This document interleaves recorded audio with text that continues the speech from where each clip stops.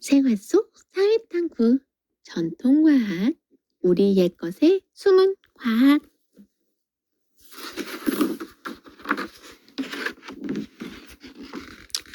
전통과학 체험관이에요.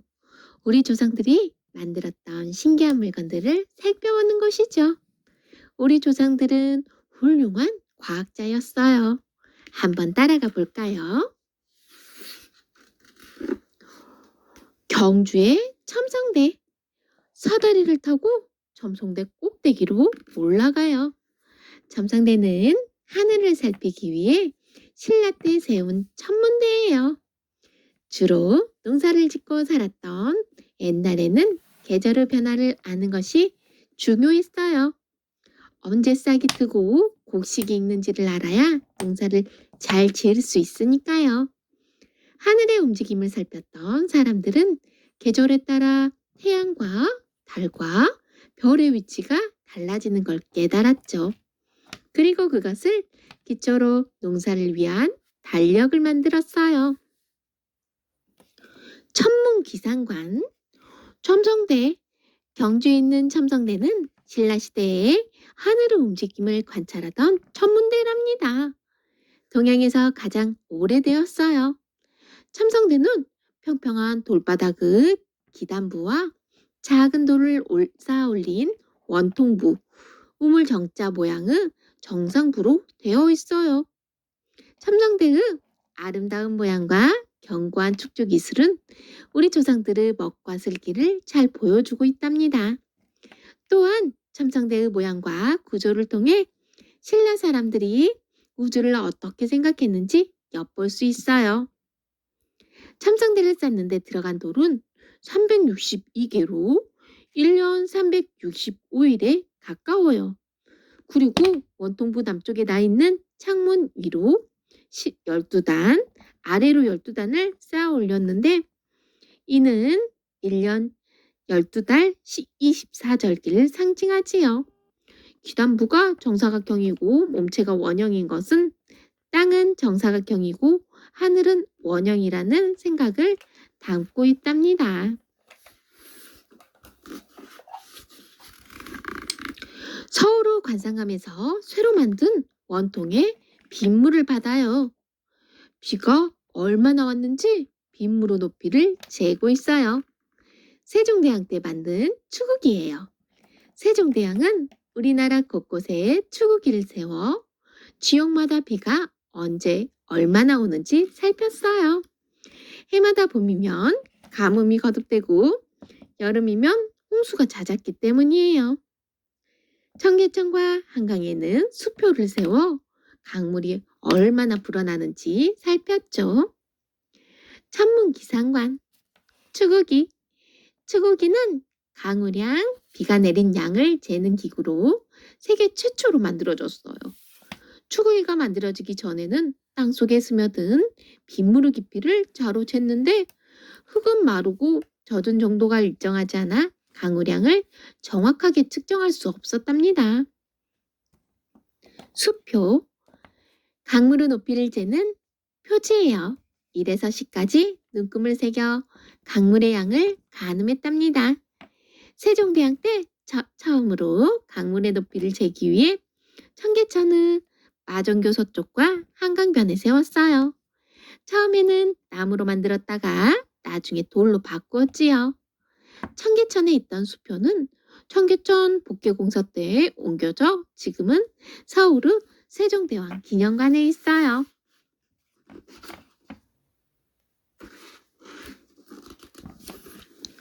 사람들이 해시계를 보고 있어요. 바로 앙부일구예요. 그림자가 가리키는 눈금을 보면 몇 시인지 알 수 있지요. 맑은 날이 많은 우리나라는 옛날부터 해시계를 만들어 사용했어요.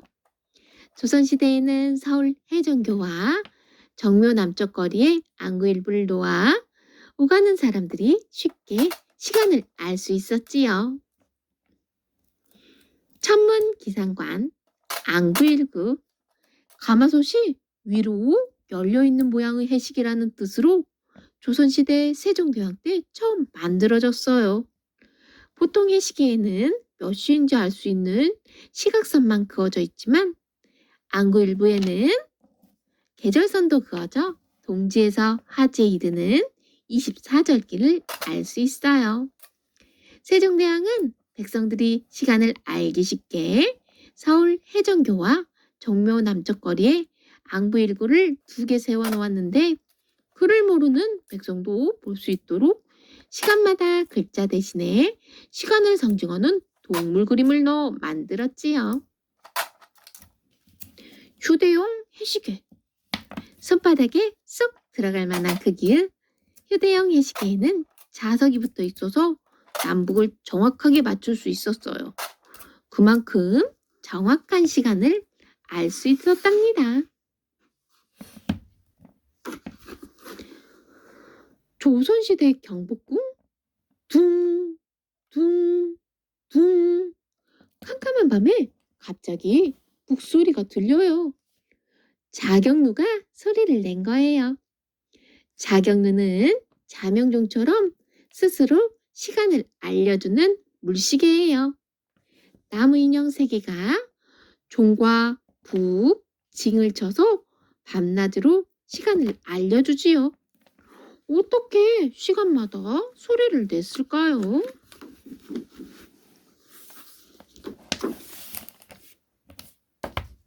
자경루가 움직이는 원리. 일정한 시간이 지나 청동 물바지에 물이 차오르면 막대가 떠올라요. 막대가 그슬통의 그슬을 건드려 아래로 떨어뜨려요. 떨어진 구슬이 큰 구슬을 움직이게 해요. 큰 구슬이 아래로 떨어지면서 지렛대를 때려요. 지렛대가 움직이면 그 힘이 나무 인형으로 전달돼 시간을 알리는 종이나 북, 징을 쳐요. 큰 구슬이 계속 떨어져 다음 지렛대를 눌러요. 그 힘이 전달돼 시간을 알리는 동물이 밖으로 나오지요. 물시계. 낮에는 해시계로 시간을 알 수 있었지만 밤이나 해가 뜨지 않는 흐린 날에는 물시계가 시간을 알려주었어요. 좁은 구멍을 통해서 물이 일정한 속도로 떨어지게 한 다음 물의 양을 헤아려 시간을 계산했지요. 등. 경복궁 보루각에 있는 자경루가 이경을 알리는 북을 쳐요. 밤 10시 성문을 닫아야 할 시간이에요. 자경루에서 시간을 알리면 광화문과 육조거리에서 북이나 종을 쳐서 종각까지 전해요. 이 소리를 들은 종각에서는 큰 종을 28번 울리지요. 그러면 모든 성문을 닫고 출입을 막아요. 새벽 4시에 다시 종을 33번 쳐서 성문을 열어요.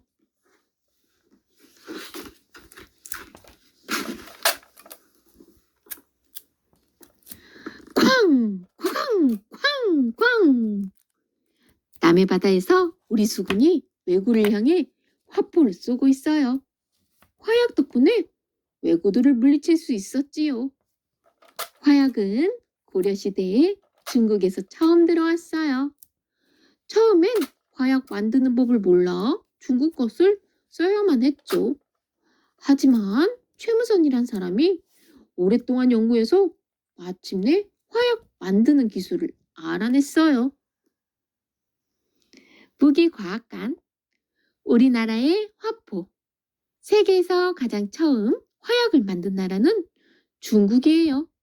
우리나라에는 고려시대에 화약과 화포가 중국에서 들어왔지요. 그런데 중국은 화약과 화포를 수출하면서도 절대 만드는 법은 가르쳐주지 않았어요. 이에 채무선은 오랜 시간 화약을 만들기 위해 노력을 기울이다가 마침내 중국인 이원의 도움으로 화약의 원료가 되는 염초를 만드는 데 성공했어요. 그 후로 우리나라는 기술을 스스로 개발해 성능이 좋은 화약과 화포를 만들었지요. 사진은 조선시대에 만든 전자총통을 설치한 모습으로 함께 개발된 지자총통, 현자총통, 황자총통 중에서 포의 크기가 가장 크답니다.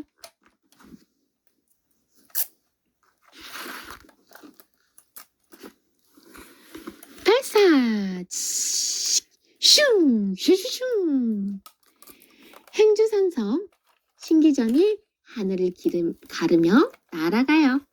성 밖에 있는 적들은 화살을 맞고 정신을 못 차려요. 신기전은 심지에 불을 붙여 발사하면 로켓처럼 멀리 날아가는 화살이에요. 화차는 신기전을 꽂는 발사대인데 한꺼번에 100발을 쏠 수 있어요. 무기각간 신기전과 화차. 신기전은 화살의 앞부분에 로켓의 엔진이라고 할 수 있는 종이로 만든 원통형의 화약통을 달고 화약통에 불을 붙여 발사할 때의 힘으로 날려보냈던 화살이에요. 화차는 신기전을 꽂는 발사대로서 마치 현대의 다연장 로켓과 같아요. 오늘날 남아있는 것은 없지만 전쟁기념관과 행주산성 기념관 등의 옛날 신기전 화차를 복원한 모형을 전시하고 있어요. 화차 설계도 임진왜란 때 변희중이란 사람이 화차를 만들어 권율 장군에게 주었대요. 화차 덕분에 권율 장군은 행주산성 전투에서 크게 이겼지요. 그림은 변희중이 그린 화차 설계도예요. 변희중의 화차 도설.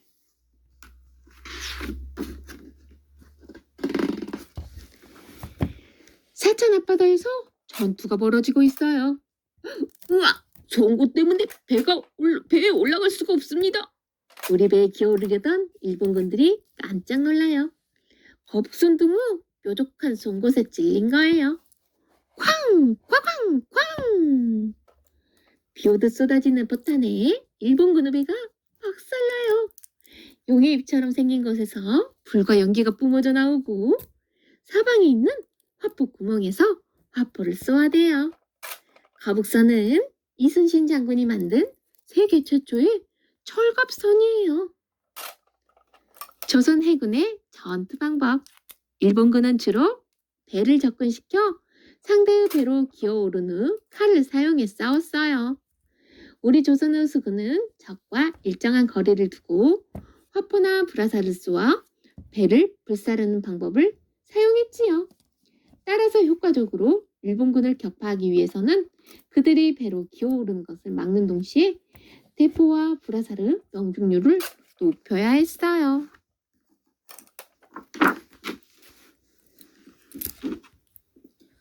거북선 후 내부 구조. 거북선을 3층으로 가정하고 내부 구조를 설계했어요.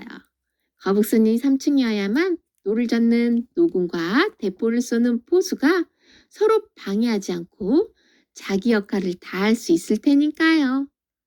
거북선이 만약에 3층 구조라면 1층은 무기와 항해 장비 등을 보관하는 창고이고 2층은 노군이 안전하게 노를 저을 수 있는 곳일 거예요. 2층의 앞부분과 3층엔 포수들을 배치했어요. 거북선의 선원, 좌포장, 선장, 우포장, 부선장, 선직 2명, 항해 책임자, 항해 요원 8명, 배를 조종하는 사람, 포수 24명, 포를 쏘는 사람, 화포장 8명, 화약 기술자, 사부 14명, 활을 쏘는 사람, 노군 90명, 노를 젓는 사람. 화포와 조총. 임진왜란 초기 일본군은 새로운 무기인 조총을 앞세워 육지에서 승리를 거두었으나 바다에서는 조선 수군이 대형 화포를 이용해 일본군을 물리쳤어요. 화포가 미치는 거리는 조총보다 훨씬 길었기 때문에 배로 움직여야 하는 바다에서는 조선의 수군이 유리했던 것이지요. 조총의 공격이 닿지 않는 곳에서도 화포로 일본군의 배를 공격할 수 있었어요. 거북선의 주력 무기 천자총통. 임진왜란 때 사용했던 화포 가운데 가장 커요.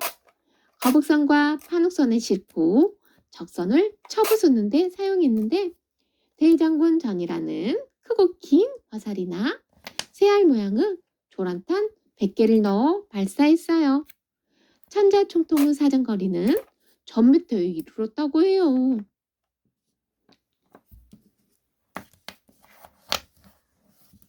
대장군전. 맨 안쪽에 화약을 넣고 나서 경목을 넣어 화약을 다져요. 경목 앞에 대장군전을 넣고 심지에 불을 붙여 발사를 해요. 탄환을 장착한 모습. 안쪽에 화약과 경목을 넣은 다음 새알 모양의 조란탄을 나누어 놓고 맨 앞에 대형 탄환을 넣어 발사해요. 거북선. 임진왜란 때 이순신 장군이 만들어 일본군을 쳐부순 거북 모양의 배예요. 몸체에 송곳을 박아 적이 오르지 못하게 하고 그 위에 거적을 덮어 송곳이 보이지 않게 숨겼어요. 거북선은 사방으로 화포를 설치해 포를 쏘면서 적의 지휘선을 향해 돌진하는데 주로 쓰였지요.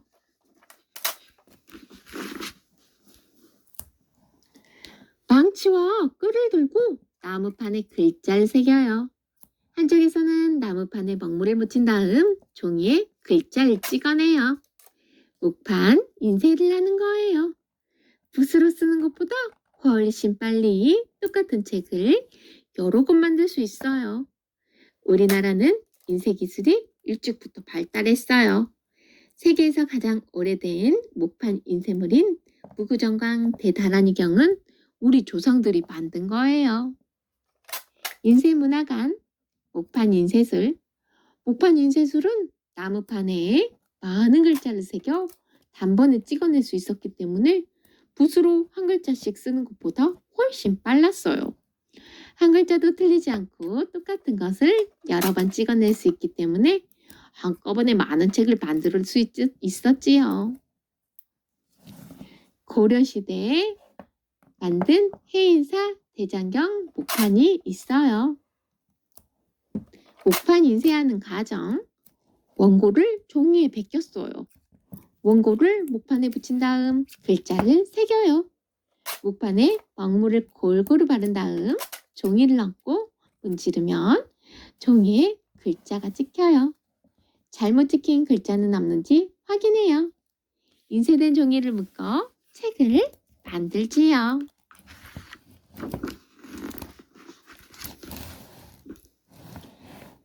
고려시대 흥덕사. 청동으로 만든 글자를 하나하나 짜맞춰 글자판을 만들어요. 금속 활자로 직지심경을 만들고 있는 거예요. 한번 판을 짜서 책을 찍고 나면 모두 풀어서 글자끼리 모아두어요. 그랬다가 다른 책을 찍을 때 다시 판을 짜죠. 인쇄 기술이 발달했던 우리나라는 금속 활자로 책을 찍는 일도 일찍 시작했어요. 직지심경과 금속 활자. 직지심경이라는 불교 경전은 금속 활자로 찍은 색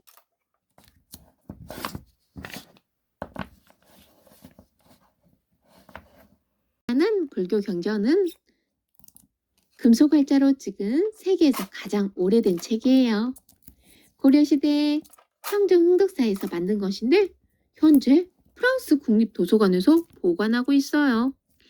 고려시대에 처음 만들어진 금속 활자는 조선시대가 되면서 더 많이 쓰이게 되었지요. 금속 활자로 인쇄하는 과정. 종이에 글자본을 써요. 글자본을 밀랍에 붙인 다음 글자를 새겨 어미자를 만들어요. 어미자를 거푸집에 넣고 주위를 흙으로 채워요. 거푸집에 열을 가하여 밀랍으로 된 어미자를 녹여요. 어미자가 녹아 빈 공간에 샘물을 부어요. 샘물이 녹으면 활자를 떼어내요. 원고를 보고 활자를 골라 판을 짜요. 활자면에 먹물을 칠한 다음 그 위에 종이를 얹고 글자를 찍어내요. 인쇄된 종이를 묶어 책을 만들지요. 재미있는 여행이었죠? 모두 옛사람들의 지혜가 담긴 신기하고 훌륭한 물건들이었어요. 우리 조상들은 이처럼 과학기술을 갈고 닦았어요. 앞으로는 어떤 신기한 물건들이 만들어질까요? 그건 우리들 손에 달렸지요.